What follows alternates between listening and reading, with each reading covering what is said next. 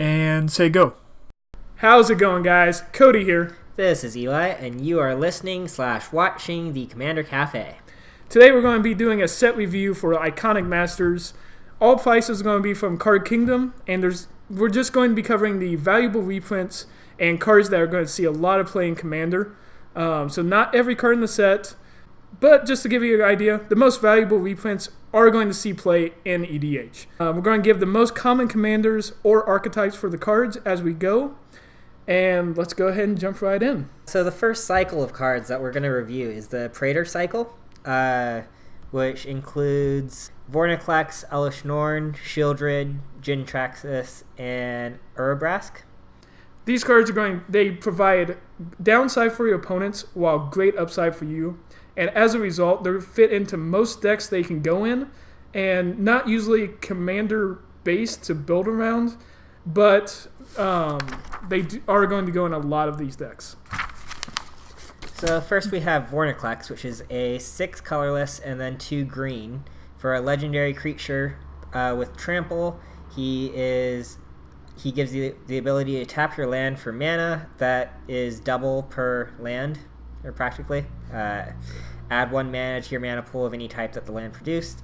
And whenever an opponent taps a land for mana, that land doesn't untap for its controller's next untap step. And it's a 7/6. 7/6. Right now it's sitting around $15. Go in a lot of those green decks just as good value card. Gives you ramp, which is always good in Commander. Ramp and card draw are the two things we're looking for, so it fits in nicely there. Next up is the mono white Elisnorn Grand Cenobite. Yes? Question mark. Legendary creature Praetor. She is 5 generic and white. She gives you vigilance, and other creatures you control get +2/+2, and creatures your opponents control get -2/-2. And she is a 4/7. She's currently sitting around $17. It works kind of like a mini board wipe, especially against if your meta has a lot of token-based strategies. It can completely just one-side board wipe theirs, and then it's going to give yours a buff while also hampering their abilities. Good commanders that this will go for is going to be those Carador decks, Reese the Redeemed, and Queen Marquesa. Again, it's going to go in a lot of white decks and just give you good value. So next up we have Shieldred, who is used in so many black decks, who is a 5 colorless and 2 black for a legendary creature, 6/6. He has Swamp Walk. I think that's a she. Yep, she. It's an ugly she, but it's a she. Yep. At the beginning of your upkeep, return target creature card from your graveyard to the battlefield. And in addition, at the beginning of each opponent's upkeep, that player sacrifices a creature. This is a very mean card. This is probably the player that sees the most play. It's going to give you tons of value in the long run. It's great for those recursion decks. Marin, Carador, Sidisi. My Marquesa, the Black Rose, runs it. In case something does go to the grave, that deck doesn't like to have things sitting in the grave, but if it does, it gives you another way to get it back. And the other way that I think is underutilized is in decks like Gonti, where you're caring about ETB effects coming in. Things like that, so you can get those more values like the Marin. You can sack your creature, get it back out your next turn, get that ETB trigger, and just keep rolling with the value as your opponents are having to play 2 creatures just to try and keep up with you. After that, we have Jinju, Core Augur, who is a very mean blue card.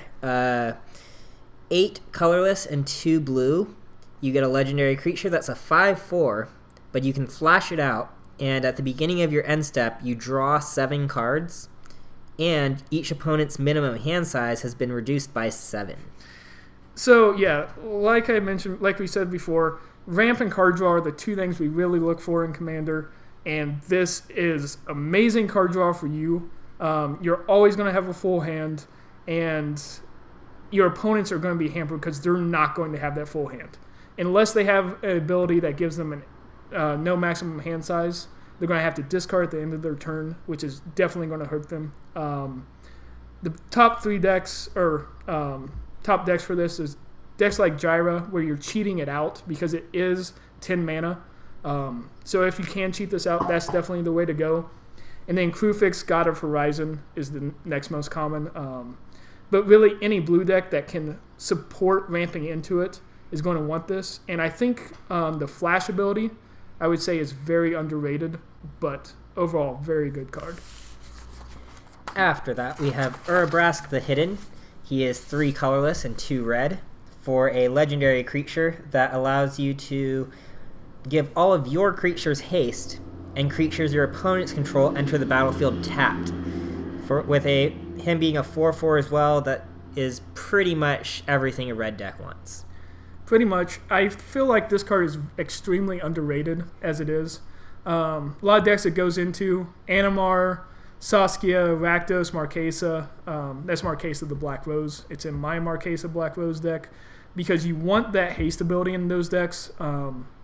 I don't know of any deck that runs red that doesn't want haste effects. But the other big thing is it slows your opponents down. It gives you that blind obedience type effect where their creatures are coming in tapped, and it gives red that control that unless you're playing blue or white, you may not have otherwise. And the big thing about, I think, that creatures coming in tapped ability is really underrated because if your play group has a lot of infinite combos with tokens, like Kiki Jiki, it's going to stop those in their tracks because they're not going to be able to swing with those creatures as they come in. So any time you're playing against infinite combos, definitely a good deck to have, good card to have. It's a very good one, especially seeing as right now he's at 449. Sure. Definitely pick these up. Worth getting. I pulled one in a pack, and I've liked it so far.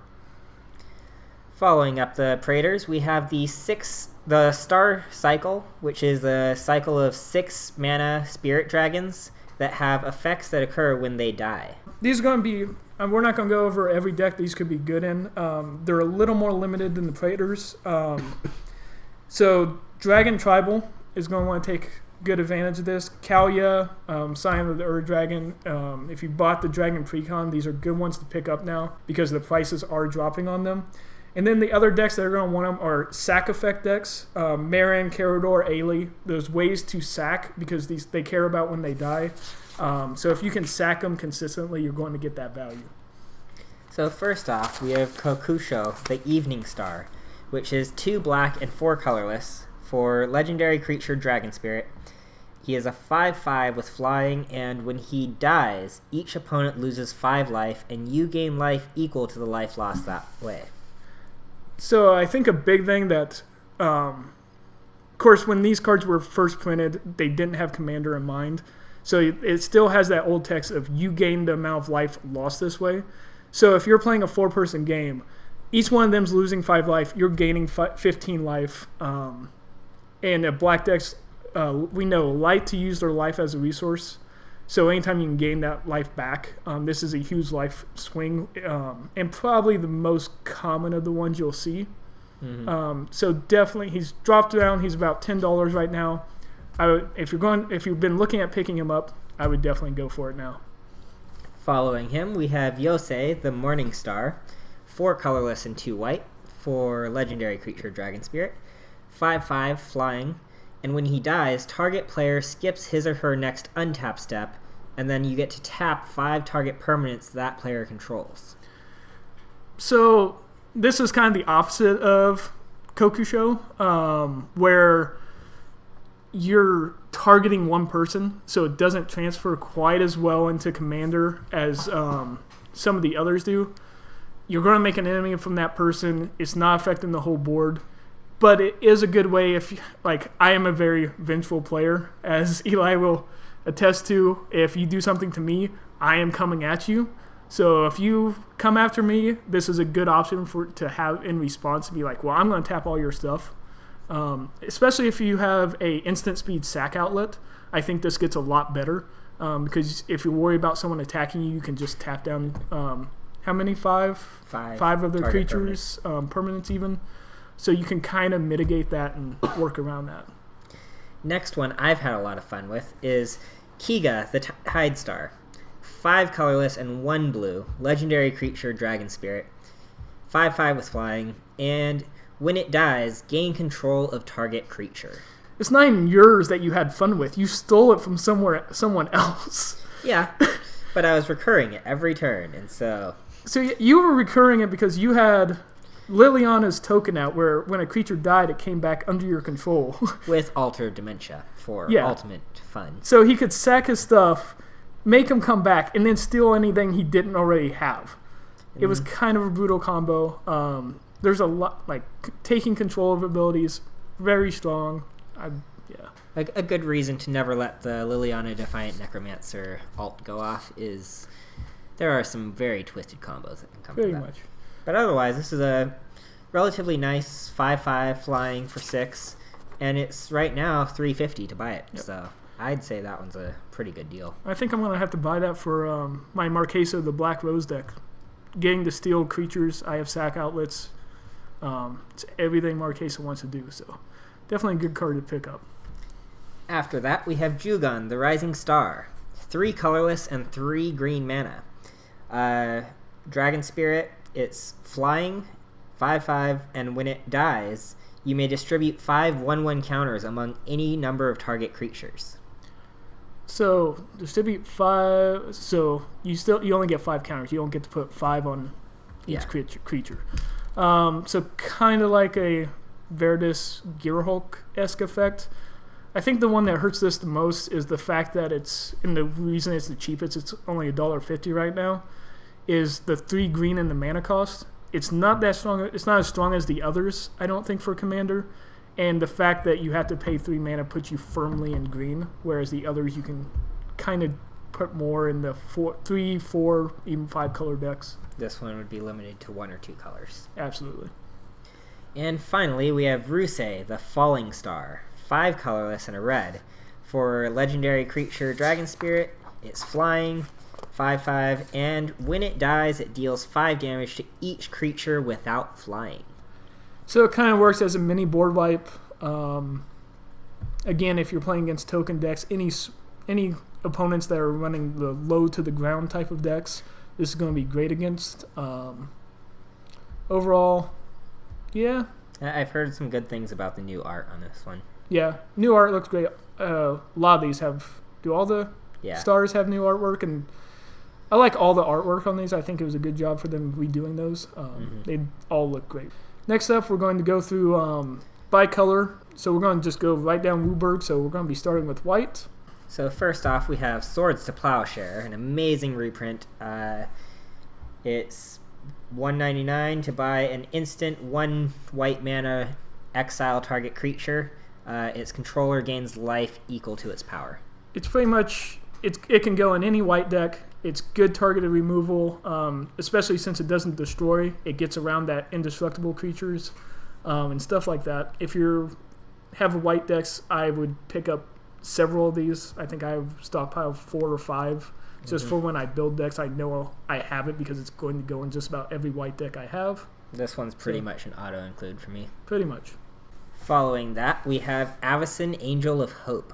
5 colorless, 3 white, legendary creature, flying, vigilance, indestructible, and other permanents you control have indestructible, and she's an 8/8. 8/8 flyer, vigilance, indestructible. Big body. I see it a lot as commanders. It makes a decent commander because it makes everything indestructible. What does hurt it a little bit is the mana cost and being in mono white. So mono white has trouble with ramp and card draw. So I would probably play as more of the 99 than commander, just because of the color restrictions there. But token-based strategy, you're really weak to board wipes. This helps mitigate that. They have to deal with Alison first. Who herself is indestructible. So. Exactly. So it's hard to get rid of her. She's going to stick around for a while. Price is dropping. Right now she's sitting around $19. It's down a couple bucks from even just last week. So I would definitely, if you were looking at picking her up, now is definitely the best time to do so. Following her, we have Archangel of Food, who is 3 colorless and 2 white, which is a 3/4 with flying and lifelink. And whenever you gain life, put a 1/1 counter on each creature that you control. It's going to be definitely good. If you're playing Angel Tribals, put it in there. But the big thing is life gain decks. You're going to want this. It can get out of hand. It's whenever you gain life. So I believe that's every instant. So if you have a card that gives you 3 life, you're only getting 1/1/1 counter on her. Yeah. But in a deck like Allura, where you're doing that every upkeep, you're gaining life. She herself has lifelink, so she's going to do that to herself. Kalia, you can cheat it in because she's an angel. And then Ailey is what I've been looking at putting her in, just because of life gain, something you really want, and you can do it at instant speed in that deck. Especially to have a flyer with lifelink, so you're going to get a lot of direct hits into. Yeah, there's normally at least one person at the table who doesn't have a flyer, usually me, but I feel like flyers I need more of. They're always good, and she's sitting around $15. So a really nice one for Commander is Austere Command. 4 colorless and 2 white. It's a sorcery, and you get to choose 2. Destroy all artifacts. Oh, it's 2? I didn't know it was 2. That's better than I thought. Destroy all enchantments. Destroy all creatures with CMC 3 or less, or destroy all creatures with CMC 4 or greater. So since you can choose 2, it can just be a straight board wipe where you wipe everything, because you can choose the destroy all creatures with 3 or less and then 4 or more. So you basically hit everything. If there's no enchantments or artifacts you also want to hit. Also, if you guys, the new art on this looks amazing. We were both talking about this, and it goes in a lot of decks. Modal is always good. Anytime you get to choose that option, have that flexibility, it's going to be good. Most white decks will be happy with this. Before we actually started the podcast, Eli and I were talking like, I have a copy of that, right? Like, if not, why don't I? It's one of those cards that you're going to be happy when you pull it. A lot of decks that will go into Allura, Atraxa, Kalia. It is just an amazing staple for any decks with white. So next up is kind of a more specific include for certain decks is Auroric Champion, 2 white, Human Cleric, protection from black and from red. And then whenever another creature enters the battlefield, you gain 1 life. So, again, it's going to be good for the life gain decks, token decks. So if you have this out and you can spam out a ton of tokens, you're going to gain a ton of life. Kind of very Soul Sister-esque. It's going to be good for, like, again, Ailey, those life gain decks, Ethreos, because it's going to be doing a bunch of tokens. Those sort of decks. The price, I don't quite understand. It's sitting around $10 right now for something that's very similar to Soul Sisters. I don't know if there's some sort of combo I'm not seeing with it that makes it more. Or if it's just because it's rare, that pro black and red. It's nice, but I don't know. There's a lot of removal that gets around the black or red. True. Base. A lot of your removal is going to be in the black color scheme. So, yeah. Next up is one of the most expensive cards in the set of Iconic Masters. It is the most expensive. Because blue is the best. And we are moving on to the blue color. But Yep. Mana Drain.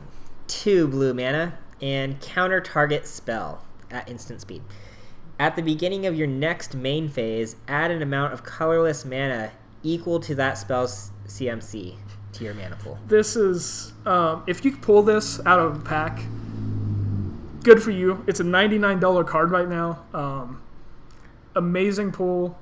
If you have a blue deck and if you play blue primarily, even if it's not a control focused one, and you're not wanting to just sell it for the money, it's going to be a great include for you. Any deck that runs blue is going to be happy to have this, because there's nothing better than someone playing an X spell for like 13, you countering that spell, them expecting a big effect to go off, and in addition to that, you're getting 13 mana for free on your next upkeep.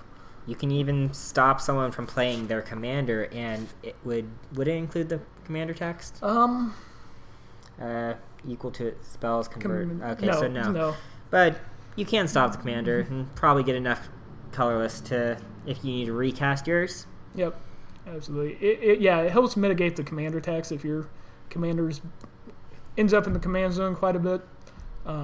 Definitely great for any blue Eldrazi decks around.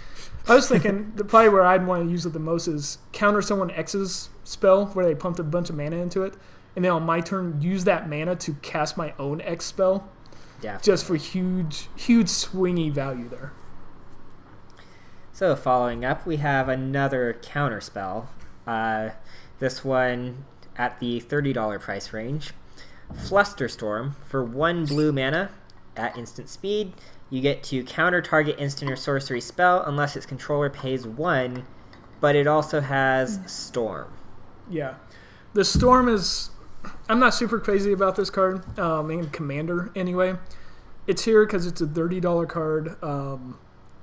It sees a lot of play in Modern because it is a Storm effect. I don't know, depending on your play group, how much effect you're going to get out of the Storm. It's good for protecting your own stuff if you're playing against someone who's going to try and remove stuff on your turn, or if you're playing one of the decks that plays a lot of spells on other people's turns. Yeah, absolutely. Yeah, I do like doing that. Vidalcan Ori is amazing, by the way, if you guys haven't heard. But the decks that are going to want this the most are probably like Brawl, Talrand, those blue control-y decks where you can get a bunch of those Storm counts off, potentially. Be good. So next one is very popular in both Modern and in Commander, and pretty much any format it's legal in, is Cryptic Command. New artwork on this is amazing. Yes. Also. 1 colorless and 3 blue, so you gotta be pretty deep into blue. But it's an instant, and you get to choose 2. You get to counter target spell, return target permanent to its owner's hand, tap all creatures your opponents control, or draw a card. Really good. One of the ones I'm definitely going to be picking up. It is sitting around $22 right now. Definitely worth it. Modal effects, like we said, very good. If your deck, like Eli said, if it can support triple blue, definitely go for it. If your wallet can support it. 22 isn't nothing for a single card. But even if it's just that counter target spell and a cantrip to draw a card, that's going to be good. If you just want to use any of those effects, really, and the cantrip, it's going to be good. But also just tapping all the creatures of opponent you think is going to swing at you, or if they do an infinite combo, Kiki Jiki token type, fill the board and it's going to attack, before combat you can tap them all down and save everyone. So definitely a good card. One to pick up. It also stops certain combos with return or bounce a permanent or counter. True. So yeah. Pretty much the combo breaker card. Following up, we have Ancestral Visions, which is 0 converted mana cost because the normal way you play it is suspend 4 for 1 blue mana. And then the payoff is target player draws 3 cards, which I would assume you would be picking yourself. Usually, yeah, unless you want to mill your opponent out if they're down to 2 cards and you want to just kill them that way. Sounds like something I would probably try and do. Actually, you're the mill guy, so something you would probably try and do. Indeed. But, so, the interesting thing about this is anytime it's 1 blue to draw 3 cards, it's good. One of the Power 9's, Ancestral Recall, banned in Commander, is banned in pretty much every format. I don't know if there's anything Vintage. Maybe it might be legal in. But otherwise, it's just that ability to pay 1 mana and draw 3 cards is always going to be good, even if you have to suspend 4. If you're playing Gyra, you can do this. Yeah, Ancestral Recall's banned in pretty much everything. So banned in everything. Restricted in Vintage. Awesome. So for those Vintage players out there, have fun with that Ancestral Recall. I'm pretty jealous. Yeah, it's good. I would say this is a card that's better early than late, just because you have to wait those turns. Late game, you may not get as much value from it. But normally you can still find a spot to cast it even late game. There's usually that time where you're like, I have 1 extra mana, I can play this and wait. Definitely helps for later in the game. If you don't have that much card draw, then this will help you kind of stop from fizzling out as early as everyone else might. Absolutely. Card draw, super powerful, super good.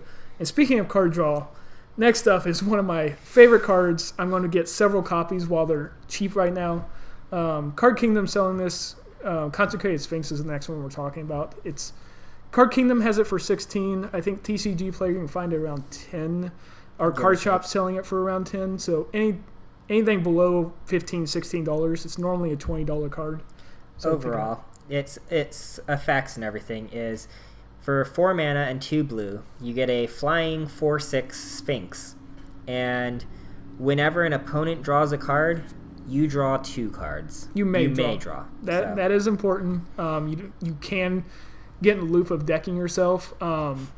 If you've ever had an instance where 2 people on the table have Consecrated Sphinx, like we were playing earlier this week, you played your Consecrated Sphinx. Mm-hmm. I was playing Breya, and I played the Fairies Artificers that allow you, when someone plays a card, you get a copy of that, and then when they play another one, that one gets exiled and you get a new one. Well, it ended up with I had a Consecrated Sphinx on my turn, so we ended up in this loop where I was like, I draw my card for turn, and Eli's like, I'll draw 2.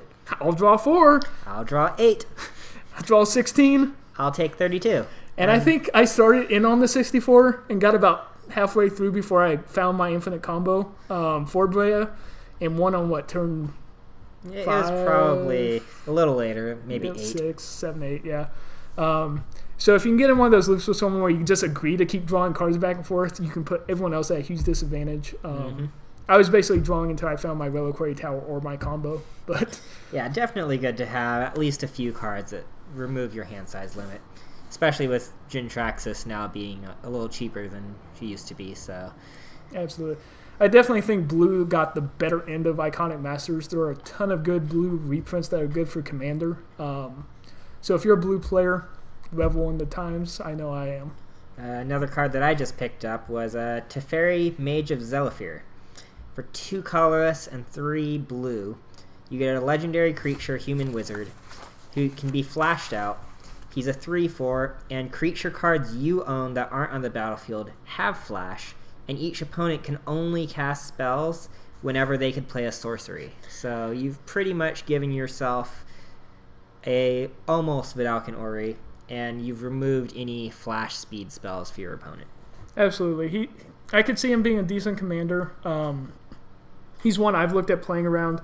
Like you said, Vidalcan Ori, amazing card. Not only does this give you that almost a Vidalcan Ori-esque effect, but it prevents someone else's Vidalcan Ori. Right? It directly counters theirs. It stops the opponents, gives your creatures, if nothing else, pseudo haste. It is kind of it's triple blue, so you have to be firmly in blue, 1 or 2 colors, preferably. But if you're a creature-based deck, it gives them pseudo haste. Big ones to put this in: Azami or Rashmi, blue decks that have lots of creatures, basically. Mm-hmm. Definitely going to want this card. And now we are moving into the black spells. Starting off, we have Foxys, which is a 1 black sorcery. Target player reveals his or her hand. You choose a non-land card from it, and that player discards that card. You lose 2 life. I'm not super crazy about this. It's really a modern card. Yeah, it is definitely a modern card. It's here because it's a valuable reprint. It's one that needed to get reprinted. So if you do play modern, it's down to 16. The art on it is amazing. Yeah, that's the same art though, right? It's I think one of the newer arts because it's had multiple reprints, but great artwork on it. But just not going to see a bunch of play in Commander, I don't think, just because it targets that one player. So essentially what happens is you're putting yourself and whoever you hit at card disadvantage to everyone else at the table, because you're losing the card, they're losing the card, and everyone else is staying the same. Mm-hmm. Following up, we have Bloodguest. For 2 black mana, you get a Vampire Spirit. He can't block, and he has haste as long as an opponent has 10 or less life. In addition, he has landfall, so whenever a land enters the battlefield under your control, you may return Bloodguest from your graveyard to the battlefield, and he's a 2/1. Yeah. Not super amazing for Commander. With the tribal commanders we just got, he can go in Vampire Tribals pretty easily. Kind of good for just having a chump blocker every time, as long as you can hit your land drops. Yep. The thing that hampers him in Commander is... actually, can't be a chump blocker. Can't block. Can't block, yeah. So, scratch that. However, so... The issue with him is like the haste with opponent has 10 or less life. You're not going to hit that too often. The places you want to put him is decks that have recursion or sack outlets. My Marquesa deck, Black Rose, will probably want it just because I can sack it. Or Marin is another one. You can sack it, hit your landfall, and you may cast it? You just put it under for free. So... Marin especially, you'll want this just because you can continuously bounce it each turn if you need to. Otherwise, I don't see it seeing a whole lot of play, but... Following up, we have the Rune Scarred Demon. For 5 colorless and 2 black, you get a 6/6 flying demon who is also a tutor. When he enters the battlefield, search your library for a card, put it in your hand, then shuffle. Kind of expensive if you're just using him to tutor, but if you do have either demon tribal or just generally need some more big flying creatures. Also good if you just have a lot of black mana, which black tends to ramp up there pretty quickly. Yeah, black tends to have the double mana costers. Cryptgast, coffers, Cabal coffers, Urborg, that kind of stuff. Also, you have things like Kalia and Rakdos, or ways to cheat it out. Like Kalia is going to be a great way to do this. You get to tutor up. So you get to play Kalia, attack, play this for free, tutor something up, and then the next time you get to play it. Yeah. So you get your best card that you want for that situation out. Definitely a top card for Kalia's deck. Absolutely. And the other decks I think will be wanting it are decks like Marin, Marquesa, the Black Rose, and then Gonti.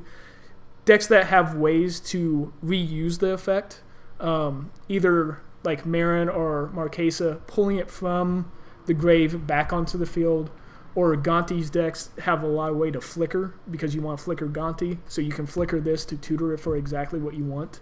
Those kind of decks, I think we're going to find a good home for it. It's really affordable, $350 for tutor on a stick, a big stick of that, so... Not Definitely bad. A good one to pick up if you just need to fill your cart a little further. Following after that, we have Sanguine Bond, which got reduced to an uncommon. It is 2 black mana and 3 colorless for an enchantment that says whenever you gain life, target opponent loses that much life. Yeah. Cheap card, 60 cents, but the reason it's here is because life gain decks want it, and it is infinite. With the combo of what's Exquisite Blood? Yes. No, is that it? Yeah. Which is one of the big popular black deck infinite combos. Yeah. Normally a lot of life gain.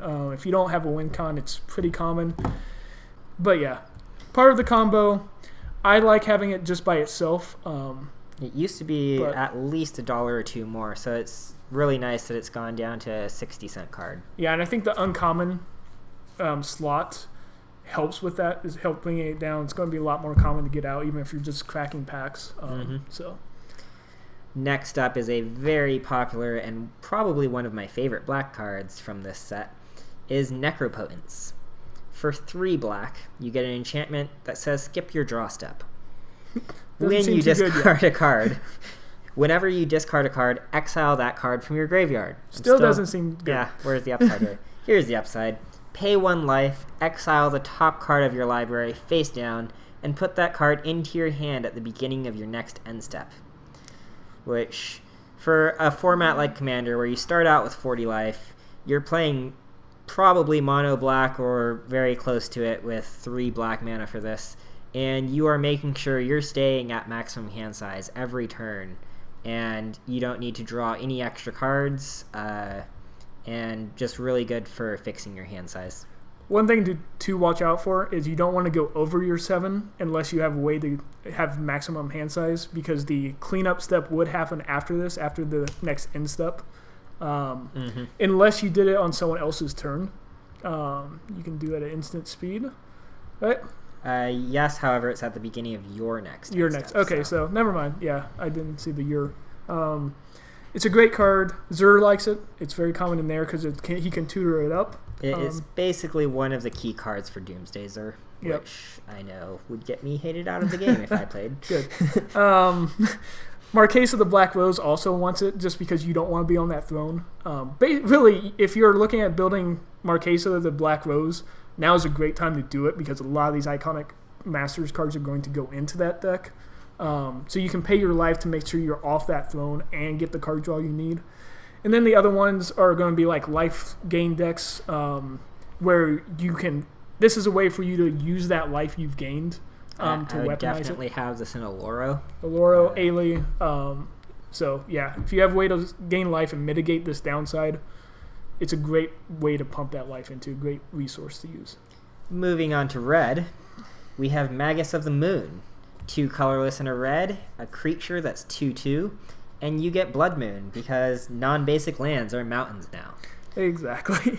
So, really good way to shut down all those 5-color decks that now that dragons are around. Mm-hmm. A very popular thing to see. Yep, it's basically going to be your budget Blood Moon. It's not as good, specifically because... So the thing that makes Blood Moon so good is all their non-basics are mountains, and red, even if they're running red doesn't have a lot of ways to get rid of enchantments, which Blood Moon is. So it's really hard to deal with. Creatures, they can still kind of work around, so it's a little easier to get around that way. But he has budget version of it. He's $13. I think Blood Moon's sitting around $20 still. Yeah, 20 or a little over. So he's a little cheaper. So yeah, if you want to be that guy, then go for it. But If I wanted to go red and just I'm playing like I do. I'm going to get it for my Neheb the Eternal. Mono red burn deck is going to go in there. But so Next off is the card that goes with pretty much, I'd say, like half of all the infinite combos. Kiki Jiki, Mirror Breaker. 2 colorless and 3 red. Legendary creature, Goblin Shaman. He has haste, he's a 2/2, and you can tap him to create a token that's a copy of target non-legendary creature you control. That token has haste, and sacrifice it at the beginning of the next end step. yeah, this goes infinite with quite a few cards. Zealous Conscripts and I think Festermite is probably the most common that you'll see. But yeah, if you like running infinite combo decks, He is one of the big combo pieces for a lot of different fun combos. yeah. Even if you're not a combo player, but you want one of those decks that you haven't won in a while, you want a mean deck that you know is going to perform well, he's going to be a good one to go to. Mm-hmm. Moving on from red, we have green, and let's start off with Genesis Wave. So for 3 green mana and X, you can play this sorcery and reveal the top X cards of your library. You may put any number of permanent cards with converted mana cost X or less from among them onto the battlefield. Then put all cards revealed this way that weren't put onto the battlefield into your graveyard. Really good. Triple green is going to put you solidly in green, of course. 1 or 2 colors. I have it in Marin. The nice thing about it is you're in green, so you're going to ramp. That X is going to be huge. Next up, we have Lotus Cobra. 1 colorless and 1 green. You get a snake with a landfall trigger. Whenever a land enters the battlefield under your control, you may add 1 mana of any color to your mana pool, and it's a 2/1. Yeah, it's going to be good in a lot of green decks. I can't think of too many green decks that wouldn't want this. It's going to give you good value over time, which you want. The decks that's going to really shine in, though, are decks that can put a lot of lands into play at once. My Titania deck, I'm definitely going to be picking this up for that because I don't have it yet for that. Gitrog is going to want it. Definitely want it for that. Landfall type decks, Omnath Locus of Rage is going to want this. But again, generally just good value overall. Yeah, and it fits in the 2-drop slot, which you're not going to have in a green deck. A lot of small things. Green wants to build up to those really big creatures, right. So having some cheap cards like this are going to help a whole lot. So next up we have the multicolored cards. I didn't want to put this one on here because I didn't want you to remember it was here. I've known it's been here the whole time. We have Glimpse the Unthinkable. 1 blue and 1 black. It's a sorcery. Target player puts the top 10 cards of his or her library into their graveyard. I mean, it's $11.99, but I mean, if you combine that with that blue enchantment, Fraying Sanity, you just milled 20 cards of their deck. For 2 mana. Yeah. 2 mana. That's the other nice thing. It fit, like we talked about with the Lotus. The snake. It's going to fill that 2-drop. Even if you draw it later in the game, 10 is still going to be a lot, and you can usually find a way to work that 2 mana in where you don't have ways to do it. While the majority of my decks haven't been fully based on mill, if I do decide to make that full mill deck, this is like the first card that's on my shopping cart. He accidentally mills us out. Pretty much every other game that I win. 4 times with me. Once with my own Phoenix deck, he took control of my turn twice and milled me out with my own deck. Speaking of, Phoenix is going to want this card. Lezov, or the Demir guild leader, is going to want it. And then Mirko. So a lot of those black-blue decks that want this type of effect, especially if your deck has ways to recur from either your own graveyard or your opponent's graveyard, you can hit a bunch of stuff this way. So even if you're not building solid mill, which I don't think, well, at least I didn't think until Eli started killing me with it, is a good strategy for Commander. It still has its uses and can still find a spot. Other decks that do enjoy self-mill, like Sidisi Broodmother, would definitely even enjoy this because they can target themselves. Giraffe and Gissa is another one. They can all benefit from milling themselves these 10 cards because their graveyard is pretty much an extension of their hand. Absolutely. Following up, we have one of the very popular board wipes, Supreme Verdict. 1 colorless, 2 white, and blue. Supreme Verdict can't be countered. Destroy all creatures. Yeah, if you're running blue and white, you should have this card in your deck. Especially right now, it dropped down to $4. I remember seeing it over 10. So yeah, it is definitely dropped in price, and it is probably one of the best times to pick it up. Yeah, if you can run this, pick it up and run it while you have the chance. After that, we have Corpsejack Menace. 2 colorless mana, 1 black and 1 green. You get a fungus creature. It's a 4/4, and if one or more 1/1 counters would be put on a creature you control, twice that many 1/1 counters are put on it instead. Yeah, it's not exactly a valuable reprint. It's 25 cents, Card Kingdom. And it's an uncommon. It's not going to be one of the rares, the big hitters. But the thing I like about it is any deck that cares about 1/1 counters. Atraxa that can proliferate is going to be great. Gave cares about 1/1 counters. Anafenza, 1/1 counters. Kresh. A whole lot of those black-green decks use a lot of 1/1 counters in some way.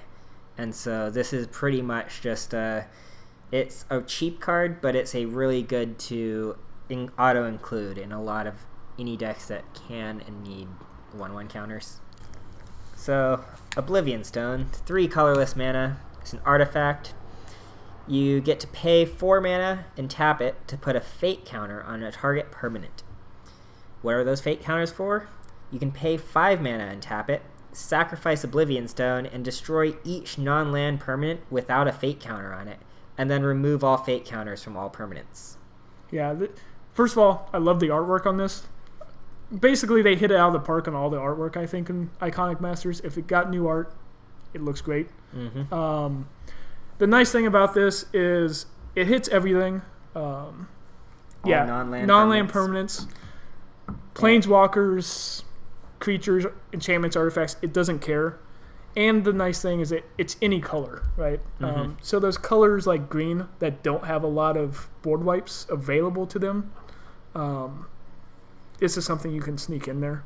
Especially good if you use it for a few turns just to protect your stuff, but kind of also float a board wipe. You can pretty much threaten the whole table, keep them hostage, because they're not going to want to play a card as long as you're floating 5 or holding 5 mana, you could blow up everything. So just right before your turn, tap it instead, put a fate counter on it, and more things are going to survive on your field. Basically, you're forcing your opponents to play around it whenever you have one of these type of effects where you can board wipe at any time and they know it. They have to play around it, and each time they do play around it and don't attack you, then you can, like you said, put a fate counter, protect one of your things. Word of advice, if you see something like this or Nev's Disc out, attack them, and force them to use it. Bait it out. The more turns they have to keep this on the board, you're not able to play your cards because everything could get destroyed, and they're free to do their thing because they have control. They know exactly when they're going to pull the trigger. So the best thing to do is to just kind of drive right into it and try and force it.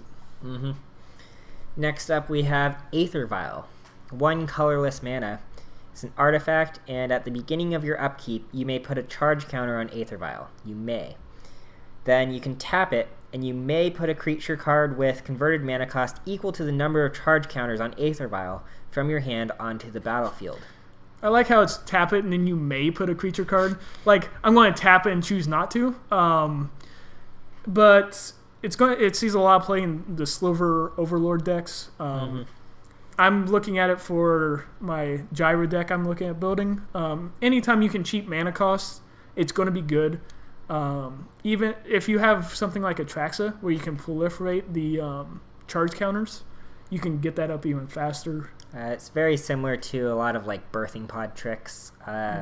You pretty much use this and you don't even have to do the birthing pod effect, although you would be still waiting per turn to build it up.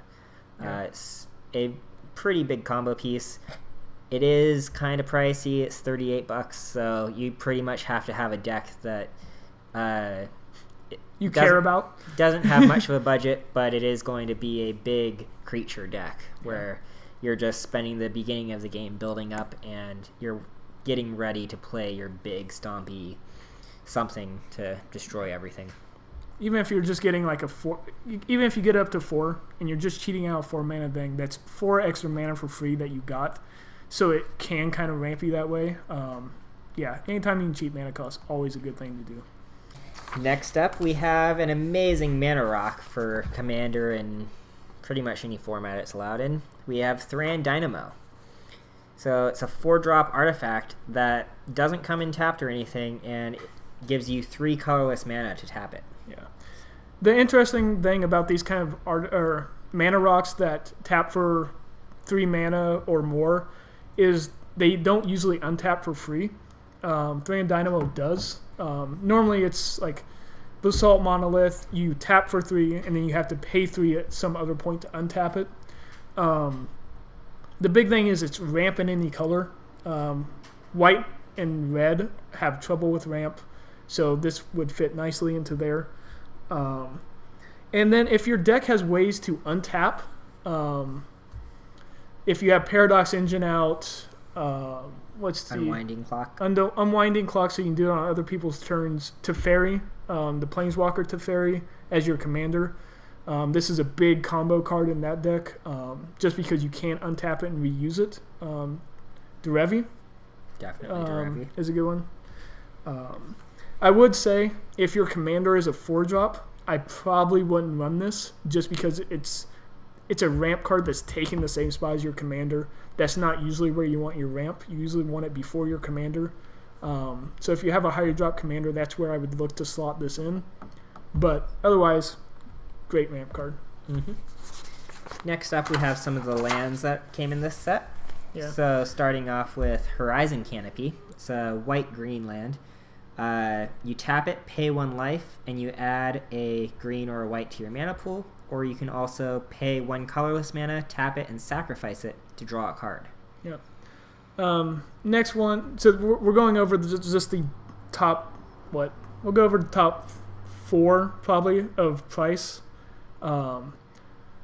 So Horizon Canopy is sitting at $40. Grove of the Burn Willows is a land, taps for colorless or taps for red or green, and each opponent gains 1 life. $16. Then we have Nimbus Maze, taps for colorless, taps for white. Only if you own an island, and a blue only if you own a plains. Right. So a little conditional. River of Tears, taps for blue. If you played a land this turn, add black to your mana instead. So you can kind of control fix depending on what you want to do with that. The big thing with these lands that I wanted to make sure we got was it's a good time to pick them up. Pick up what you need. If you play any of the colors, there's a lot of dual lands out. And I don't see a lot of them being any cheaper than this. Those first two, $16, $40, but the rest are sitting in the $2 range-ish or under. And it's good to build up your mana base over time because overall you're going to be pretty successful if you can have a mana base that fixes your mana in the colors your commander needs. Yeah.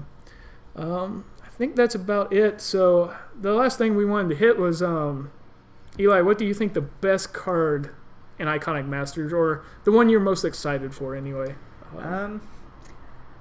Personally, I'm probably most excited for, I'd have to say, Necropotence or Consecrated. Yeah. Those are they're both grade A cards. Probably for me personally, Necropotence. Yeah. Because I run a lot of black decks where I just need more consistent card draw. Whole lot of Esper decks, and so the extra card fixing is always beneficial to me. Yeah. I think for me it has to be Consecrated Sphinx.